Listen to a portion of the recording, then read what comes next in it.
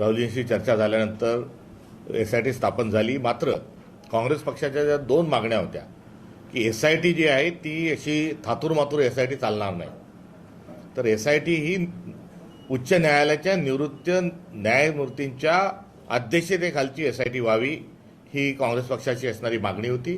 तद्वतच या घटनेतला आका हा दुसरा तिसरा कोणी नसून रणजित नाईक निंबाळकर आहेत आणि त्यांना या प्रकरणात ताबडतोब अटक व्हावी. कारण तशा प्रकारे कुटुंबांनी बयान दिलेलं आहे, तक्रार दिलेली आहे. जी सुसाईड नोट जी आहे त्याचा दुसरा जो आशय आहे, त्या सदरू महिलेनी डॉक्टर संपदानी जे पत्र लिहिलेलं आहे त्या पत्राच्या अनुषंगानं जी तक्रार आहे त्यानुसार रणजित नाईक निंबाळकर यांना अटक करण्यात यावी. या दोन प्रामुख्याने संपदा मुंडेंच्या अनुषंगानं असणारी आमच्या काँग्रेस पक्षाच्या मागण्या आहेत. आणि यामध्ये आकाचा आका म्हणजे दुसरा तिसरा कोणी नसून देवेंद्र फडणवीस आहे आणि ते प्रकरण दाबत आहे, हा आमचा थेट आरोप आहे.